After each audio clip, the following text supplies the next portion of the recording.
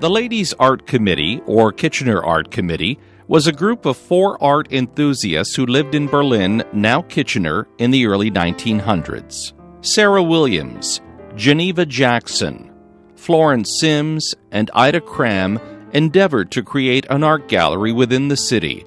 Though they were unsuccessful in creating a bricks-and-mortar facility, their dedication and hard work provided the foundation for the later development of a gallery.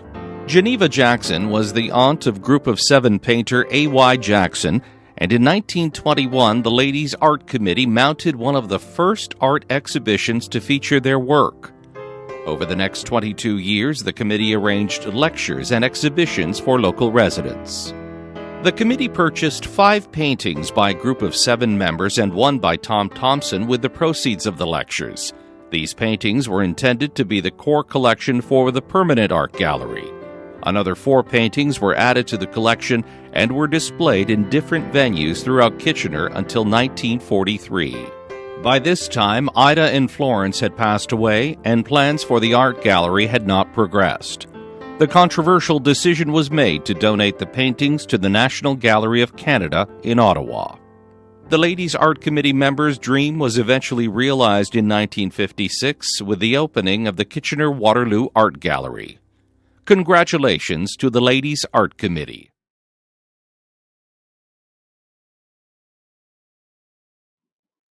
Hello, I'm Shirley Medill, the Executive Director of the Kitchener-Waterloo Art Gallery, and it's truly a pleasure and an honor to speak on behalf of 4 remarkable women, the Ladies' Art Committee, Geneva Jackson, Florence Sims, Sarah Williams, and Ida Cram, who are being inducted so deservingly into the Waterloo Region Hall of Fame in 2020.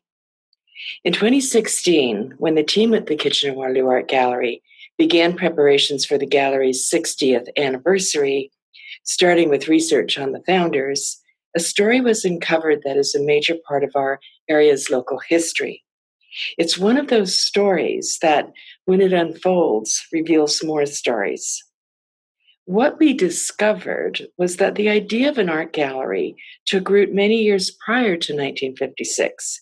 In fact, the germ of the idea of an art gallery happened in the 1920s, and it was the vision of these 4 intrepid women who are the Ladies' Art Committee. They began purchasing works of art by contemporary Canadian artists, particularly the Group of 7. They would exhibit the paintings locally in places such as Schreider's Furniture, the YMCA, and Kitchener Collegiate. Their first exhibition of paintings was particularly notable. It was the second exhibition of the Group of 7 artists to be held in all of Canada. The first was held in Toronto in May of 1920. And one must remember that the Group of 7 were relatively new at that time. The women's collecting and promotion of Canadian art arose due to the close connections 2 of the women had with one of the Group of 7 artists, namely A.Y. Jackson.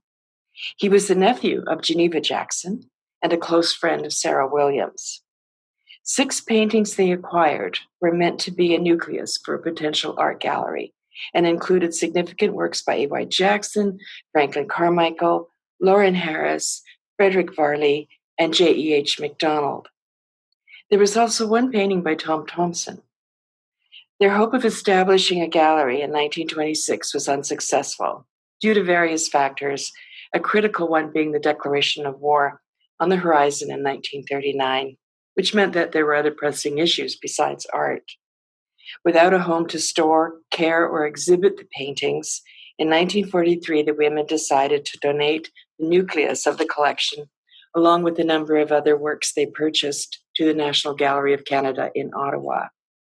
Although the paintings are not part of the collection of our gallery, we are pleased that they live in the public sphere and are held in public trust.